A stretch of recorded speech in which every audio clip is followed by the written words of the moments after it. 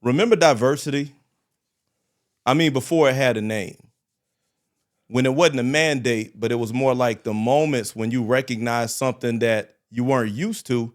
And then curiosity led the way into new experiences that became like a part of your story. You didn't need training. You didn't need compliance. All you needed was exposure. So why is it now that diversity feels more like homework? We're going to talk about that.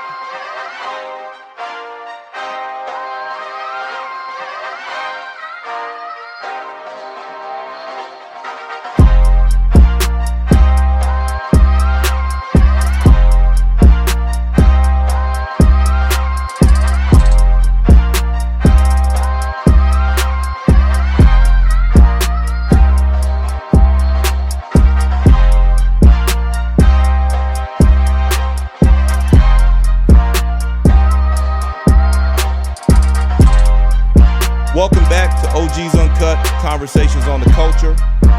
I'm your host, Priest, and I got my cousin and co-host, T-Rex. What it do? What's good, man? Not much. You feeling diverse this morning? I see you done changed up your swag. I mean, I said I was gonna try to do a little something this year. Okay. Try to stay consistent, change up the repertoire, the look. Now, this all you. This ain't the wife putting no pressure on you. Nah, man. You're not being bullied at home. You know what I'm saying? You good? I just wanted to, if anything, probably you motivate me to do it. I sit and I'm like, man, that look good. I wonder if I could pull that off. Right. Or if I wore it, will it change who I am? And I was like, nah. Change who So I am. I'm trying to dress more grown-up-ish.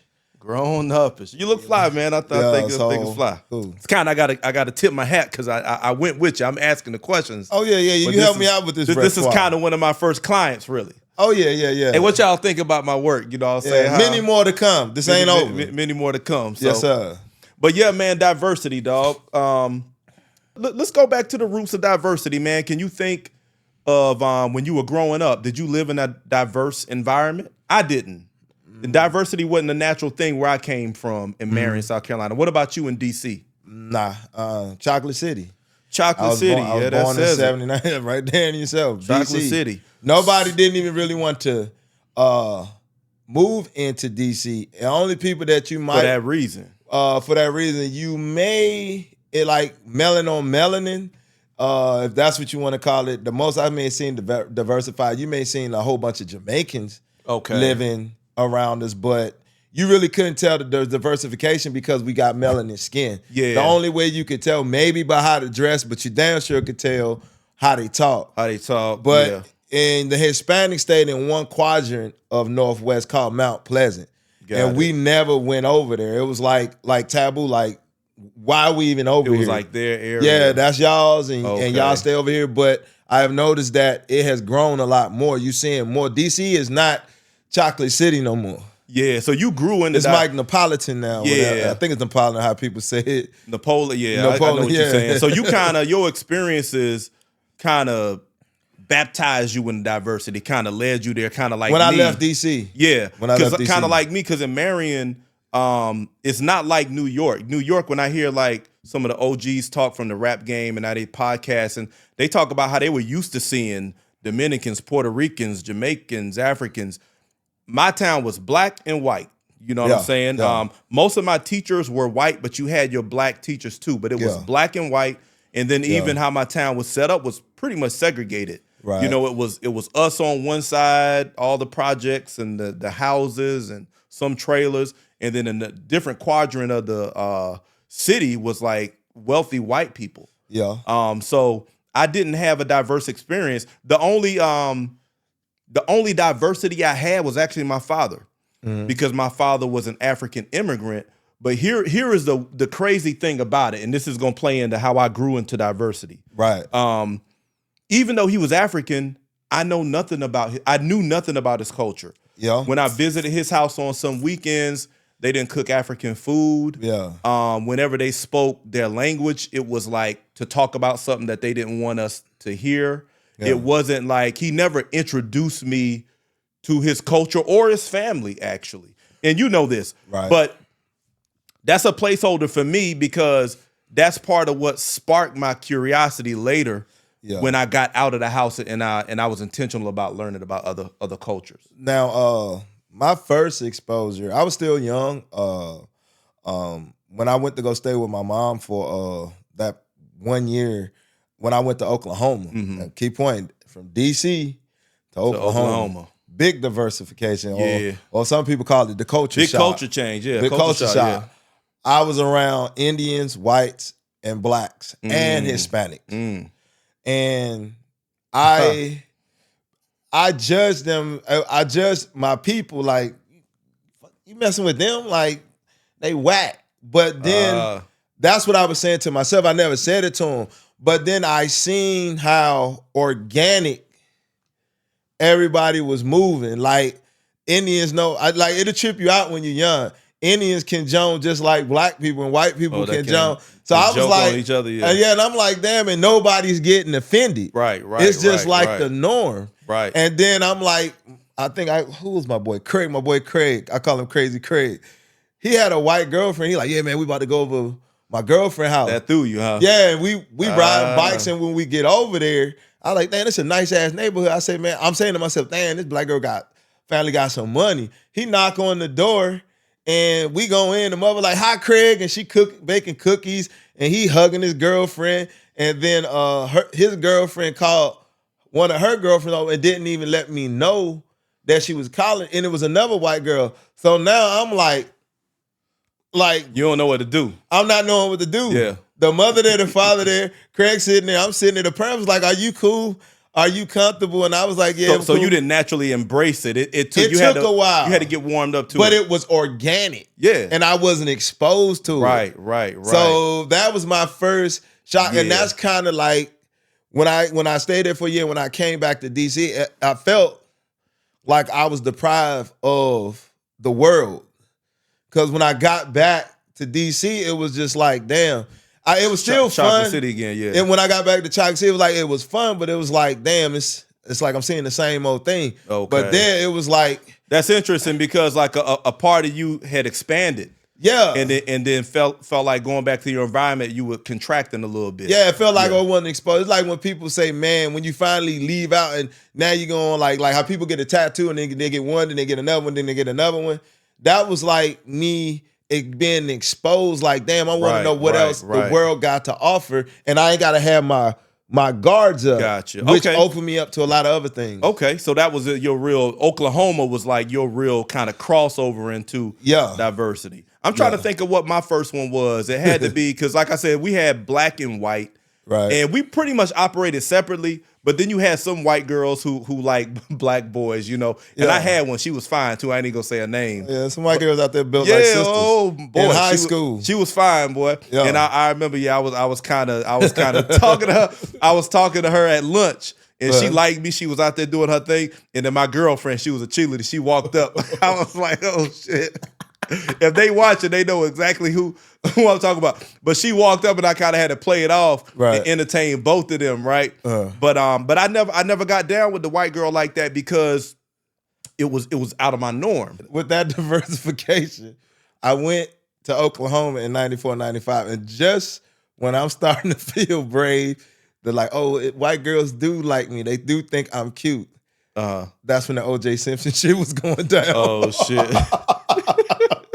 I don't know why that jumped into my head, but that kind of made me hurt. Oh, because I went to Oklahoma 94, 95. It was like the universe was like, nigga. Get back on that porch. Yeah. It's funny, though, you bring that up because it's like situations will happen that will challenge you. Like, is it safe to cross over into somebody else's territory? You know what I'm saying? The O.J. Simpson case put a bold line. Yeah, that's why I was laughing. I got you. I'm like, what is cuz laughing at, dog? Like, what's going on? Yeah. But yeah, man, so that was, I was kind of resistant. And I think I say all that to say I want to talk about our personal origin stories with diversity because you're not born into diversity. Most people aren't. Nah. You born, like when you come into the world, if you come into a good family, like most of the time, a baby is looking at people that looks like them. They're in an environment where people look like them, unless you got like a multicultural household. But for the most part, diversity is something that you grow into through curiosity and experience. What was your first, I would say, immersive moment with diversity? Like you in a space where you can't go back to Chocolate City, you here and you having experiences with people from other places. I'd say the military, but where I felt like I was really immersed in it is when I went to war. Okay. And I'm around all types of diversity, not just diversities, but other countries, and all of us is moving around with live ammunition. Okay. That's an extreme one right there. So when you say immersed, that's what I'm thinking about. Well, you were immersed before you went to war too, like just in the military around different folks. Yeah, but it was a different. Yeah. Now, I had a moment where we had this dude named Wick something, and the dude had orange hair. Okay. And everything. He had that red hair, and he said he was a Wiccan or somebody to do wicked stuff. Yeah. And me and him was like battle buddies at one point in time. And it was like the stuff that he was doing, I didn't agree with, and the other dudes didn't.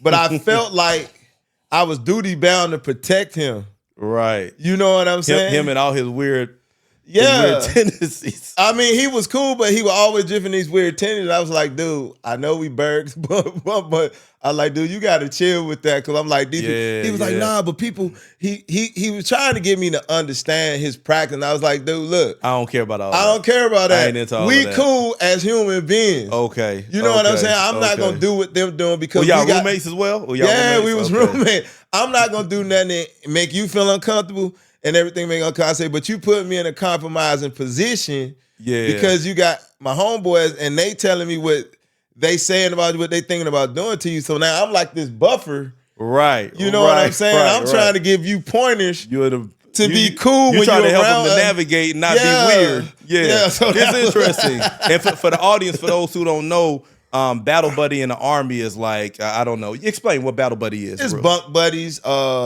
If the drill sergeant like doing basic, he better not see you by yourself or that guy by yourself. It's like an accountability partner. Yeah, so in the military, in the Army, like when you're basic, you always had to be in twos. Yeah. And that's actually where your battle buddy is. And that's what I said. The military made us become battle buddies with the opposite. Got you. So it wasn't just, was forcing. It wasn't no black cordian or all the black. Oh, no, it was like, they were intentionally breaking down big cultural barriers. Yeah. And that happens naturally in the military. And sometimes like they teach you cohesion and all that. Yeah, they put you with somebody who's different to break down cultural barriers because the mission that you facing is bigger than your individual culture. Yeah. You know, I remember my first cool ass white boy, Tom Damaris. Shout out to him. He still hit me on Facebook sometimes. But we went to comm school together, communication school, because that was my job when I came in. Right. And we got stationed in Okinawa, Japan. And again, I didn't want that because I wanted to go back home to North Carolina. Yeah. But because I got in trouble running around in the streets, in Marion, the recruiter snatched my duty station guarantee, and I got sent to Okinawa. Met Thomas Damaris, man, cool ass white boy. Virgo like me. We were so cool. He black. I mean, he white, I'm black. He's slim, a little freckles and stuff like that. Love hip hop. So we in the room vibing. You know, he sharing me. He loved Too Short. He sharing. he used to be like, yeah, man, I love that Too Short. So he was introducing me to a bunch of West Coast shit that I didn't really listen to like that because I knew Dr. Dre, Snoop Dogg, the Dog Pound, all of that. But he was putting me more on to the Too Short, the what's them boys' name that I can just kill a man. Here is one thing you can't understand. I can just kill a man. It's like some Hispanic dudes. They classic, man. They legends. Fuck. You know who I'm talking about though. Yeah. I can just kill a man. They had one black dude on their crew. Damn. They were like some Vato type dudes. Yes, man. But they was Irish. God damn it, I know were the they guys. Irish? I thought they was like Hispanic. Nah, they was like Irish. One was Irish, one was Spanish. It was like one was black because they did another one where they had on the Celtic stuff. Okay. I know the guys who I know the guys you're talking about. It'll come back to us, but he was like a cool ass white boy, and we vibe, man, because he was a Virgo, I was a Virgo. He listened to hip hop, I listened to hip hop. We was exchanging like the different songs. I was big on East Coast, he was big on West Coast, and we used to be collecting CDs and all of that shit. Right. We were the best. He was a dude that when the Commandant of the Marine Corps came and promoted us on the spot, it was me and him. Okay. We got promoted together by the Commandant. They was calling us the Golden Boys. and here's the crazy thing. We was the most in shape. He couldn't quite get 20 pull-ups, and I couldn't quite get the 18-minute 3 mile. But like our PFT scores were like the highest. You know, all of that shit. And Army called it PT stud. Yeah, we was the PT studs of the shop and all of that, you know. Right. And the crazy thing is they used to mix us up. Right. They would see me and call me Damaris, and see him and call him Fuller. Because we was just yeah. It's just because the camaraderie we had at work was like that. You know what I'm saying?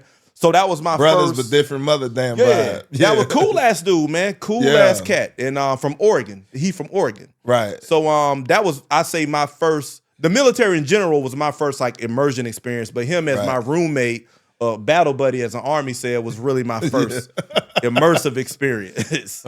Was there another step for you to where you felt like you crossed over into another level of diversity? I can't say I can say, if we could touch on it, I say like relationship-wise. Relationships. Yeah. Oh, it was very brief. I got that too. It was very brief. I went there all the way, first base, second base, third base, home run. I went there, but it was awkward. Who you talking about? Huh? A white girl. Oh, okay. Yeah, that's what I'm saying. If we talking about relationship, it was a relationship or it was a short term? It was like a short term, probably like a month and a half. It was just awkward. It was weird. It was like I was ashamed, but I was not ashamed. I always felt uncomfortable. You ashamed? Yeah, and she had everything that a black dude would want with a white girl. Yeah, I just couldn't get over. She was white. She was white. It was a culture. Yeah. And it was not. It wasn't like racist. It was like I was more uncomfortable of the outside. Yeah, but people's public opinion. Public opinion. Yeah. And she was kind of hurt by that, and it messed me up because now I could explain it to her. Yeah, why I felt that way, okay. And then I would have leverage to explain to her why you feel so comfortable accepting me, like especially back in the day. Okay. But with me, I guess now if I use today's time, now that I done educated myself about my ancestors, the good side, what we've been through before, during, and after slavery, I would be able to break that down to her to where she can understand, like, okay, but I can see from her end that, you know, she got the complexion for the protection. Yeah. That even though her people may not agree, it won't hold her back as far as what she wants to do is life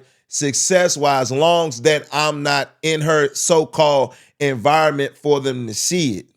You know, like say she get a big job and they don't know, they know she's safe if we had got that far, she's married and she got kids. And then they have a party and the husband come and then ding, ding, ding. They're like, oh, but she's already in. Right. So now if you do something, she can pull that DEI stuff or whatever if she wants, to a certain degree. But people are more open now, though. Yeah, but that was so when you said have whatever moments, it was a relationship. It's interesting because I don't remember the year this came out. Remember Jungle Fever came out.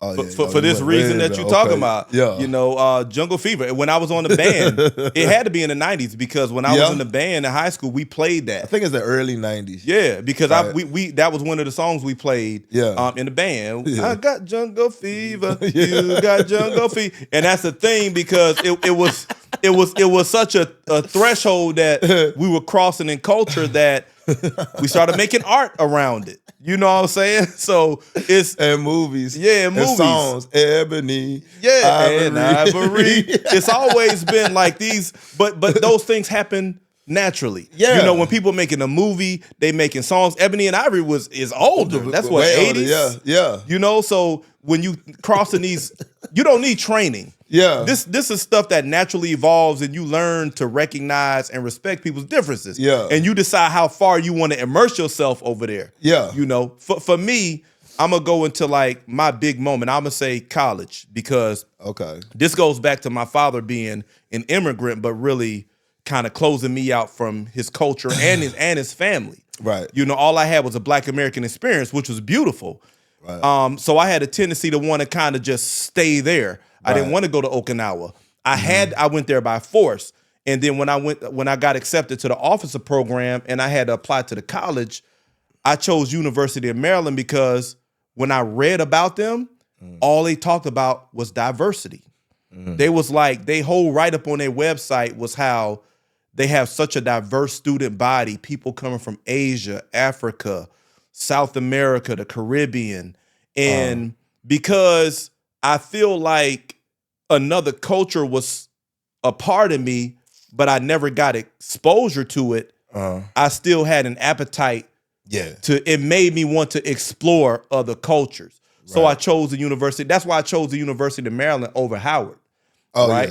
Because it was all in the DMV. But I literally, when I wrote my like acceptance letter or whatever you call it for admissions, I literally talked about the fact that their diversity, that they have like a lot of diversity, and I'm contributing my Black American experience and military experience to that fabric, right? And that was my thing. But that opened up a new world for me, man. I met a lot of cool cats from West Africa, Nigeria, Liberia, Ghana, Congo.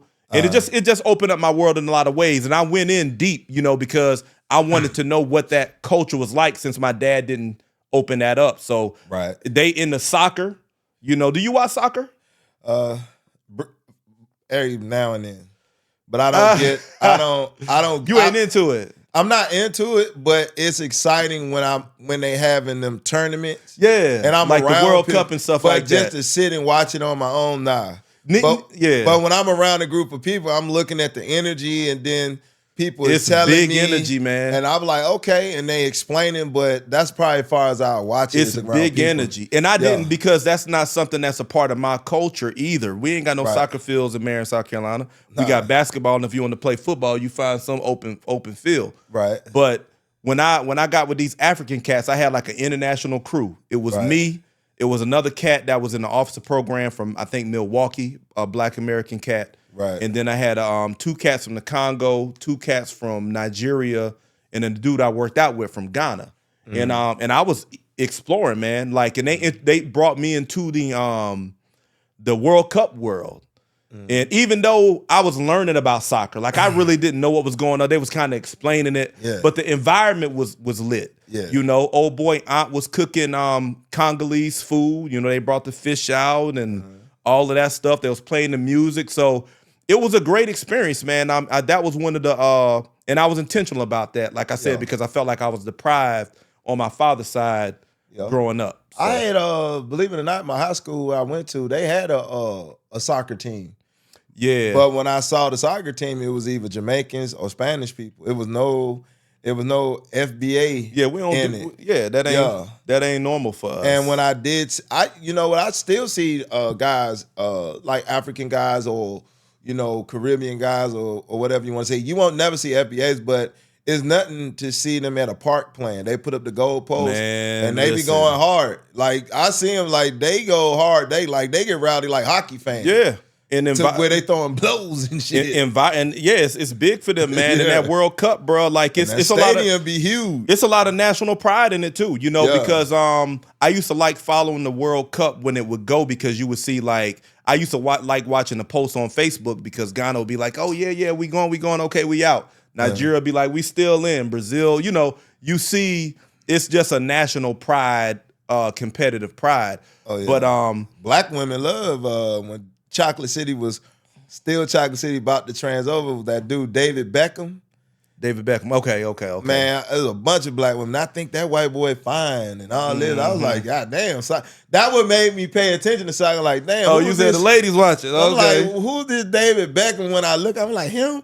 oh look, he's so fine. Of course he fine. Yeah, of course he fine. He on Mark Wahlberg level when Mark Wahlberg was doing the rapping and stuff. Hey, he Mark Wahlberg material, but he playing soccer. Anytime you successful in your element, you look a lot better to the ladies. Yeah. Let's say that. But it's because like it's interesting because like your environment shapes your interest in a lot of ways, and that's one thing I learned through organic diversity. Right. Diversity before it had a name. Like even my dad, like I said, my dad didn't open up his culture for whatever reason, or his family. But I remember, I can picture in my mind now when I was about 5 and seeing my dad outside take the soccer ball and bounce it on his head. Right. And I was like, how can he do that? Like he could just keep that thing up here with his foot. Like he just had control. And I remember being a kid trying to do that. And it'll go to the left, to the right. I was fascinated by that. Right. But that's because that was normal in his culture. Right. And that's a skill. It's just like for me, my sons probably look at me now and what I can do with a basketball, like, wow, how can he do that? Right. But that was normal in my culture. Right. You know, and I worked on that. So right. Yeah, man. Well, growing up, I had a couple of homeboys. One was from Jamaica. The other one that I said that he was gay. He was from Barbados. You know, you pause with that. Yeah. I didn't know if I should say gay or whatever, but he was from Barbados. My buddy, I had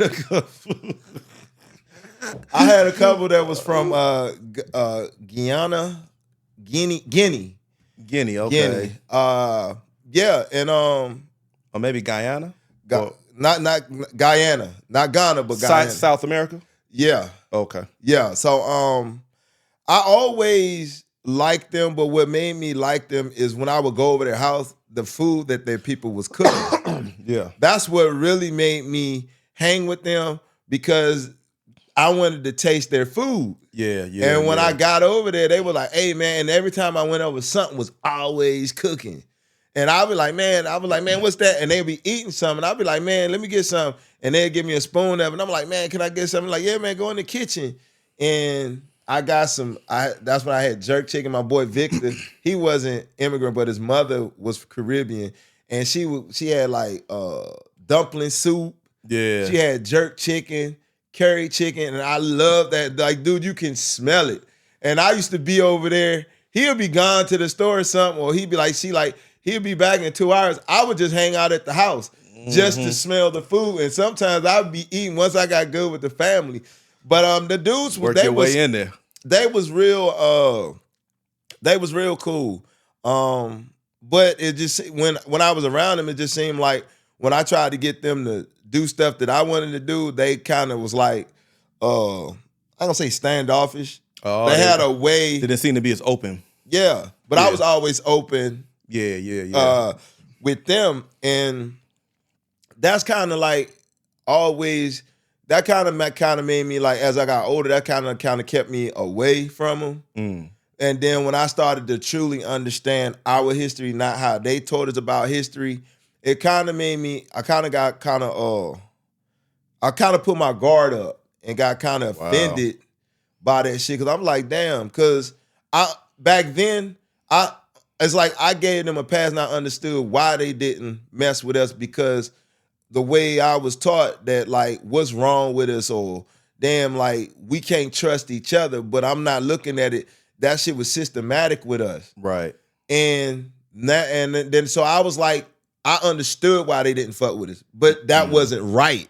Right. Now that I know what I know and the way the information is coming out there and how we speaking and kind of like what they're going through, I can't really feel sorry for y'all. Right. You dig what I'm saying? Because y'all was getting handouts and everything, not to get away from talking about it. But that's where I kind of like drew the line in the sand with them. I'm not gonna. You gotta meet me halfway. I was all open for them. It's interesting how when I hear you talk, I hear you transitioning into now where barriers are being established. You know, you said you put your guard up and you drew a line in the sand, And I think that's more what diversity feels like today. Yes. It almost feels like I said in the beginning, like homework. Like, they're telling companies, hey, you have to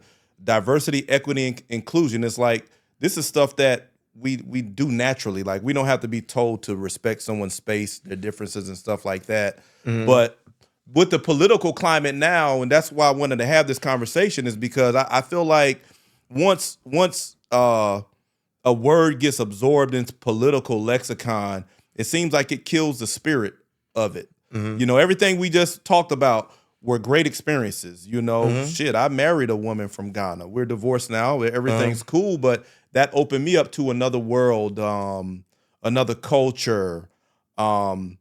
But I think some of the hard truth is what's harder to discuss is the truth that you just said. In some instances, you didn't feel like people were embracing your culture or embracing what you brought to the table. And I think that's how a lot of foundational Black Americans feel at large today, because our culture is so rich, our history is so deep here in America. That's why we adopted the name, self-identify as foundational Black Americans, because as ugly as a foundation of America is, we were there. We were building. We were bleeding. We were advancing. And we're the byproduct now. And unfortunately, with the political language going on, man, it's like, I think a lot of us don't feel like the respect is being reciprocated to us in terms of our culture as a distinct experience. But we see people everywhere participating and enjoying the culture and benefiting from it. Yeah, and the sick and twisted, the sick and twisted thing about it is like, I don't want to be this way. But I ain't got no choice. It's like, dude, because if we don't, we're going to keep finding ourselves in the same position. Right. It's like, I want the viewers that see me, it's like, I don't want to stay this way. I don't really have no true hatred towards y'all personally. Right. I got a hatred towards, or bad energy towards y'all, because we being treated unfairly. You know what I'm saying? And it took me, at 46, I'm starting to embrace that without feeling bad or saying it or nothing.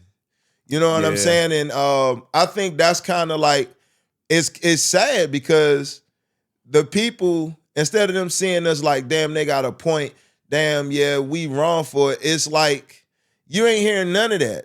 You ain't hearing nothing from their side to show that they still fuck with us. Even after we say how much, me personally, looked up to them. When I seen Africans, I was like, damn, they deeply rooted, they for their people. When I say for their people, I'm thinking us and all of us.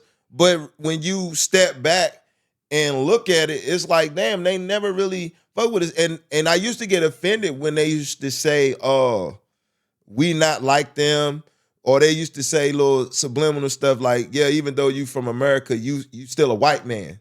I had African dudes say that. They was like, man, no, you got it all wrong. You still, you was born here, so to us, you like a white man. And I was like, damn. But now that I know my history and my culture, I'm like, yeah, I'm glad I'm not part of your culture. Kind of like Mike Epps said in his last special, like he said, he had that experience. He said, hey, you're not like us or whatever. And now we're not offended by that. Yeah. Because we know the truth. And I think that's facts. And I think I feel you. And I have to guard when I have these conversations about immigration and immigrants. Internally, I'm guarding myself against hatred. Against it being personal. And I always try to be extra clear that we talking about politics and economics. Right. The social layer is different, and I'm on record as saying that. And my life shows a social fabric that I embrace diverse cultures, even down to marriage. You know what I'm saying? But I think self-respect has its place. It's one thing to embrace other groups, but if you're not being embraced for who you are, if you got folks who seem to be fighting to erase your story or to invalidate your story, you naturally become defensive. Mm-hmm. And it's not for the sake of being, like, I'm not trying to be defensive. Mm-hmm. It's less about defense. It's less about them and more about protecting the integrity of what belongs to me, to us, because I value that in the same way as a Ghanaian American or a Nigerian American, Asian American, or otherwise protects and guards what makes them who they are. And I think that's where the tension lies today with diversity. That's why it feels like homework.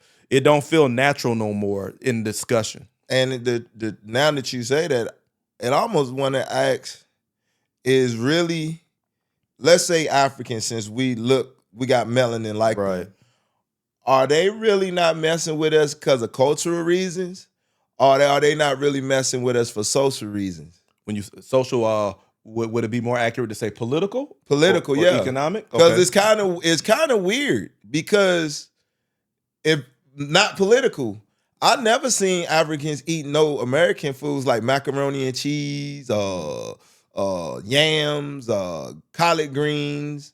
Never seen it. Like embrace it. Embrace it. That's what I mean by that. I got some African friends, some ladies I work with, and they cook mac and cheese. But I feel you on that. Like, I haven't really seen them make our cuisines center. Yeah, at the center of dining experiences. I agree with that. Yeah, and with us, we embrace everybody organically. Right. With no, as much as we was getting screwed over, we never stopped eating Chinese food. To our detriment in a lot of ways. Yeah, we never, and to this point, I done had, being around you, I done had Sierra Leone food. Damn sure had a lot of Ghana food. Yeah. Had a lot of Mongolian food, Japanese food. So, but I'm gonna stick with my people, the Africans, well, the ones that look like us, the melanins. I have never seen them embrace us there. Now, on the political side, damn for sure haven't seen them. So it's like, damn. It's like you want to ask them, what's keeping y'all away, political reasons or cultural reasons? Right. You dig what I'm saying? So I was like, that's kind of weird, because no ethnicity can say until now that we haven't embraced them wholly, organically. Now, that's facts. And I think one thing that's clear, and it's been said, a lot of people like what we create, but they don't like us. Yeah. It's like people want to take the hip hop, or people want to take elements from the soul food, or people want to bask in the glory of sports highlights or sports giants or popular actors. The energy and the influence that we bring to the world, everybody loves partaking in that, participating in that. And some people even like to monetize off of it. Like they can feed off the storylines that come from foundational Black American giants, influencers. But when it comes to us and our actual experiences, like the struggle that made us who we are. Like they say in church, they used to say, like, you have to crush the olive or whatever for the oil, or you have to crush whatever to get the diamond out. Like that crushing experience that really brings that swag and that influence, that beauty, that creativity to the surface. Nobody wants to identify with that. They want to throw that out. But that's a part of who we are. And that's a part of why, we do things like you say, you're drawing a line in the sand, because and like I said, man, I still rock with my African people. I don't have an issue. I just feel like the way I would describe where I'm at is I see more clearly politically now, economically now, and I'm expanding that into how I look at the landscape that's out there. Yeah, and what I've learned to expect coming from other people. You know what I mean? Sometimes it's just gonna be social. When it comes to business opportunities, they might not be rocking with you. And that's if we getting close to closing on a scene or whatever. I challenge all the ethnicities, all the immigrants.